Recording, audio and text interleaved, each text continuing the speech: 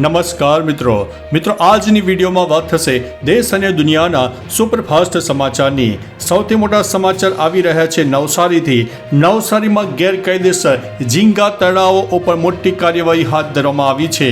નવસારી જલાલપોર તાલુકામાં ગેરકાયદેસર ઝીંગા તળાવ પર મોટી કાર્યવાહી કરવામાં આવી રહી છે। એનજીટીના આદેશ અનુસાર કરાડી ગામમાં 4 એકરના તળાવો તોડવાનું કામ શરૂ કરવામાં આવ્યું છે। ઉલ્લેખનીય છે કે પૂર્ણા નદીના કિનારે આવેલા તળાવોના માલિકોને અગાઉ નોટિસ આપવામાં આવી હતી। કામગીરી માટે 15 જેસીબી મશીનો પણ તૈનાત કરી દેવામાં આવ્યા છે। કામગીરી કાયદેસર રીતે અને શાંતિપૂર્ણ વાતાવરણમાં પાર પાડવામાં આવી રહી છે। મિત્રો, અન્ય મહત્વના સમાચારની વાત કરીએ તો આતંકવાદીઓના મદદગારોને પણ છોડીશું નહીં અને કડક નિર્ણયો લેવાશે। પહેલગામમાં આતંકી હુમલાને લઈને દેશના પીએમ નરેન્દ્ર મોદીએ કહ્યું છે કે અમે કોઈ પણ કિંમતે આતંકવાદીઓને મદદ કરનારાઓને છોડીશું નહીં। આવા લોકો સામે કડક અને નિર્ણાયક કાર્યવાહી કરવામાં આવશે। ઉલ્લેખનીય છે કે પીએમ મોદીએ શનિવારે હૈદરાબાદ હાઉસ ખાતે અંગોલાના રાષ્ટ્રપતિ જોઆલો મેન્યુઅલ ગોનાકાલેસને મળ્યા હતા અને એ દરમિયાન આ વાત કહી હતી। મિત્રો, અન્ય મહત્વના સમાચારની વાત કરીએ તો પાકિસ્તાનમાં મોટો હુમલો કરવામાં આવ્યો છે। મિત્રો, કહેવાય છે ને કે હવે તમારા નીચે રેલો આવ્યો ત્યારે તમે હવે ઊભા થઈને ચાલી રહ્યા છો। પાકિસ્તાનમાં બલુચના લડવૈયાઓએ નેશનલ બેંક ઓફ પાકિસ્તાન, કલાતમાં સ્થાનિક કોર્ટ સહિત અનેક સરકારી કચેરીઓ અને મહત્વપૂર્ણ ઇમારતોને આગ ચાંપી દીધી છે। અહીંથી પસાર થતો કરાચી ક્વેટા હાઈવે કબજે કરવામાં આવ્યો હતો। આ દરમિયાન હાઈવે પરથી પસાર થતા લોકો વિશે માહિતી એકત્ર કરવામાં આવી હતી। એવું માનવામાં આવે છે કે જો આ લોકો પંજાબી હોત તો તેમને મારી નાખવામાં આવ્યા હોત। મિત્રો, અન્ય મહત્વના સમાચારની વાત કરીએ તો ગોવામાં ધાર્મિક યાત્રામાં નાસભાગ, 7 લોકોના થયા છે મોત। ગોવાના સિર ગામમાં શ્રી લેરાઈ ધાર્મિક યાત્રામાં નાસભાગ મચી હોવાના સમાચાર સામે આવી રહ્યા છે। આ ઘટનામાં આશરે 50,000થી વધુ લોકો જોડાયા હતા। નાસભાગ મચતા 7 લોકોના મોત થયા છે, 30 જેટલા લોકો ઘાયલ થયા છે અને તેઓને સારવાર અર્થે નોર્થ ગોવા હોસ્પિટલમાં લઈ જવામાં આવ્યા છે।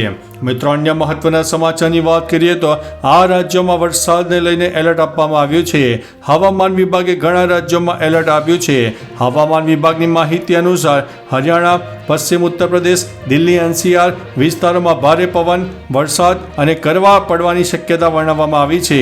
આ ઉપરાંત ઉત્તરાખંડ, હિમાચલ, પંજાબ, રાજસ્થાન, પૂર્વી મધ્યપ્રદેશ, છત્તીસગઢ, ઓડિશા અને દરિયાકાંઠાના આંધ્રપ્રદેશમાં વાવાઝોડા, વીજળી અને ધૂળના તોફાનની પણ ચેતવણી જારી કરવામાં આવી છે। મિત્રો, અન્ય મહત્વના સમાચારની વાત કરીએ તો ગઈકાલે વહેલી સવારે ગુજરાતમાં આવ્યો હતો ભૂકંપ। નેશનલ સિસ્મોલોજીના જણાવ્યા અનુસાર ઉત્તર ગુજરાતમાં 3.4ની તીવ્રતાનો ભયંકર ભૂકંપ આવ્યો હતો। ભૂકંપનો અનુભવ થતાં લોકો ઘરની બહાર દોડી આવ્યા હતા। ભૂકંપનું કેન્દ્ર ગુજરાતના બનાસકાંઠાના વાવમાં જણાવવામાં આવ્યું છે। શનિવારે સવારે 3:35 ભૂકંપ આવ્યો હતો।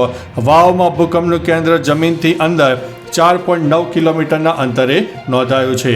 મિત્રો, અન્ય મહત્વના સમાચારની વાત કરીએ તો ખેડબ્રહ્માના હિંગટિયા પાસે ટ્રિપલ અકસ્માત, 3 લોકોના થયા છે મોત। ખેડબ્રહ્મા અંબાજી રોડ પર હિંગટિયા પાસે ટ્રિપલ અકસ્માતની ઘટના બની। આ અકસ્માતમાં 3 વ્યક્તિના ઘટના સ્થળે મોત નીપજ્યા। અંબાજી વડોદરા રૂટની એસટી બસ, એક જીપ અને બાઇક વચ્ચે અકસ્માત સર્જાયો હતો। 6 લોકો ઘાયલ થતાં તેમને તાત્કાલિક સારવાર માટે ખેડબ્રહ્મા સિવિલ હોસ્પિટલમાં ખસેડવામાં આવ્યા હતા। મિત્રો, અન્ય મહત્વના સમાચારની વાત કરીએ તો બાંગ્લાદેશીઓનો ખેર નહીં, સુરત પોલીસની કડક કાર્યવાહી। રાજ્યમાં ગેરકાયદેસર રહેતા બાંગ્લાદેશીઓની સામે સરકાર સહિત પોલીસની કડક કાર્યવાહી।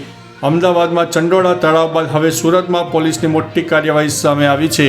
ભેસ્તાનની બંગાળી વસ્તીમાં પોલીસ દ્વારા સરપ્રાઇઝ ચેકિંગ હાથ ધરવામાં આવ્યું, જેમાં ગેરકાયદેસર રીતે વસવાટ કરતા આશરે 75થી વધુ શંકાસ્પદ બાંગ્લાદેશી નાગરિકો મળી આવ્યા અને તેમને આગળની કાર્યવાહી હાથ ધરવામાં આવી છે। મિત્રો, અન્ય મહત્વના સમાચારની વાત કરીએ તો તમારે જ્યાં ચેક કરવું હોય એ ચેક કરવાની તમને છૂટ છે।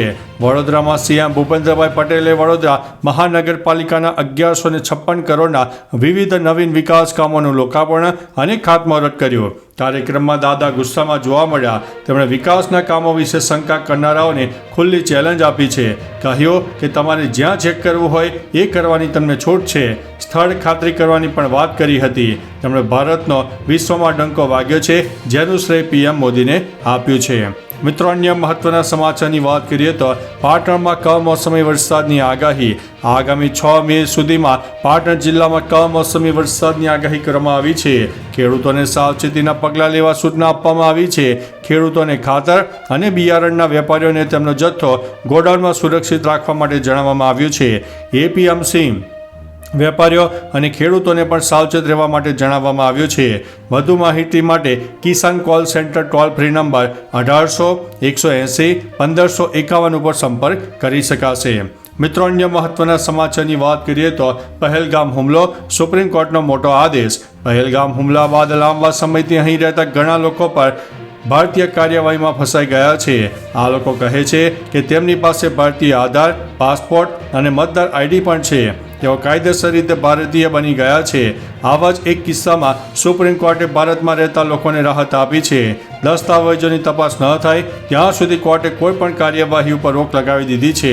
આવા પરિવારોમાં હિન્દુ અને મુસ્લિમ બંને ધર્મના લોકો હોય છે. મિત્રો અન્ય મહત્વના સમાચારની વાત કરીએ તો શેરડી કાપણી મજૂરોની મહત્વની બેઠક. ડાંગ જિલ્લામાં સુબીર સબરીધામ રિસોર્ટ ખાતે શેરડી કાપણી મજૂરોની મહત્વપૂર્ણ બેઠક યોજાઈ. આ બેઠકમાં 300થી વધુ મજૂર મુકદ્દમો ઉપસ્થિત રહ્યા હતા. આ દરમિયાન સુગર ફેક્ટરીમાં કામ કરતા મજૂરોને બળતણ પેટે 5 રૂપિયા આપવાનો નિર્ણય કરાયો છે. મુકદ્દમોને મજૂરોની એક જોડીની મહત્તમ 50,000 રૂપિયા સુધીનું એડવાન્સ આપવાનું રહેશે. મુકદ્દમોએ મજૂરો પાસેથી 25%થી વધુ વ્યાજ ન લેવાનો નિર્ણય લીધો છે. મિત્રો અન્ય મહત્વના સમાચારની વાત કરીએ તો ધરતીકંપને કારણે ધરતી ફરીથી ધ્રુજી ઉઠી છે. દક્ષિણ અમેરિકાના 2 દેશો આર્જેન્ટિના અને ચીલીમાં ભૂકંપના જોરદાર આંચકા અનુભવાયા છે. યુએસ જીઓલોજીકલ સર્વે અનુસાર ભૂકંપની તીવ્રતા રિક્ટર સ્કેલ ઉપર 7.4ની માપવામાં આવી હતી. આ ભૂકંપની દરિયાની અંદર આવ્યો હતો, જેના કારણે આસપાસના વિસ્તારોમાં પણ હલનચલન અનુભવાઈ રહ્યું હતું. દેશના દક્ષિણ છેડાની નજીક રહેતા લોકોને તેમના વિસ્તારો ખાલી કરીને સુરક્ષિત સ્થળોએ જવા માટે કહેવામાં આવ્યું છે.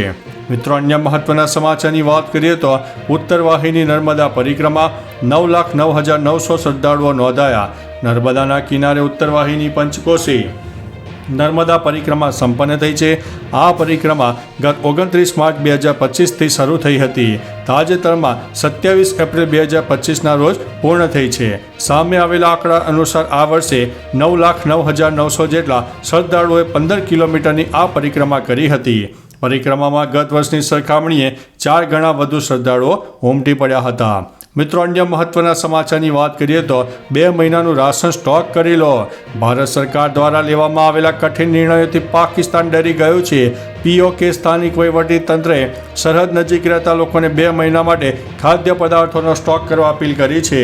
સમાચાર એજન્સી AFPના અહેવાલ અનુસાર પીઓકેના વડાપ્રધાન ચૌધરી અનવરુલ હકે વિધાનસભામાં જણાવ્યું હતું કે 13 મત વિસ્તારમાં 2 મહિના માટે ખાદ્ય પુરવઠો સંગ્રહિત કરવા માટે સૂચનાઓ જારી કરવામાં આવી છે. મિત્રો અન્ય મહત્વના સમાચારની વાત કરીએ તો પાકિસ્તાન રાજકારણીઓના મોટા નિવેદનો સામે આવી રહ્યા છે.